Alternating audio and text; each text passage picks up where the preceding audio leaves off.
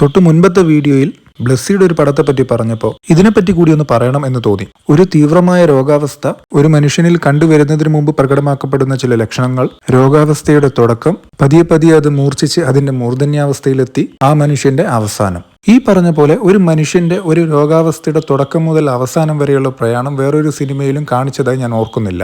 അയാളെ മാത്രമല്ല അയാളുടെ ചുറ്റുമുള്ളവരെയും ഇത് എത്രത്തോളം ബാധിക്കുന്നുണ്ട് എന്ന് ഈ സിനിമ കൃത്യമായി കാണിച്ചു തരുന്നുണ്ട്. മിന്നാരം, വെൽക്കം ടു കൊടൈക്കനാൽ പോലുള്ള സിനിമകളിലും പ്രധാന കഥാപാത്രങ്ങളുടെ ഒരു രോഗാവസ്ഥ സിനിമയിൽ ഒരു ഘട്ടത്തിൽ ഇമ്പോർട്ടന്റ് ആയി വരുന്നുണ്ടെങ്കിലും ഇത്രയും ഡീപ്പായിട്ടൊന്നുമല്ല അതിലൊന്നും കാണിച്ചിരുന്നത്. ഒരുപക്ഷെ നമുക്ക് ചുറ്റുമുള്ള നമുക്കറിയാവുന്ന സാധാരണക്കാരനായ ഒരാളുടെ ബാക്ക്ഗ്രൗണ്ട് ഇതിലെ മെയിൻ കഥാപാത്രത്തിന് കൊടുത്തത് കൊണ്ടാവാം ഒരുപക്ഷെ നമുക്കിത് കൂടുതൽ കണക്ട് ആവുന്നത്. അപ്രതീക്ഷിത മരണങ്ങളും ദീർഘകാല രോഗാവസ്ഥകളും സാധാരണ മനുഷ്യന് താങ്ങാവുന്നതിലും അപ്പുറമാണ്. എന്നാൽ ഇത് രണ്ടിനും മേലെ നിൽക്കുന്ന എന്തെങ്കിലും ഉണ്ടോ എന്ന് ചോദിച്ചാൽ, നമ്മളെ സ്നേഹിച്ചിരുന്ന ഒരാൾ ജീവനോട് നിൽക്കുമ്പോൾ തന്നെ നമ്മളെ തിരിച്ചറിയാതെ പോകുന്ന ഒരവസ്ഥ, അതാണ് ഈ രോഗത്തിന്റെ ഭീകരമായ വശം. അത് ഈ സിനിമയിൽ നന്നായി കാണിക്കുന്നുമുണ്ട്, കണ്ടിരിക്കുന്ന നമുക്കത് ഫീൽ ആവുന്നുമുണ്ട്. ഇതേ വർഷം മോഹൻലാൽ അഭിനയിച്ച മറ്റൊരു സിനിമയാണ് നരൻ. കുടുംബമില്ല, കുട്ടികളില്ല, ആരെ വേണമെങ്കിലും തല്ലി തോൽപ്പിക്കുന്ന ഒരു കഥാപാത്രം. എന്നാൽ ഇവിടെ അതുമായി യാതൊരു സാമ്യവുമില്ലാത്ത മറ്റൊരാൾ. That was Mohanlal in 2005. By the way, he deserved a national award for this.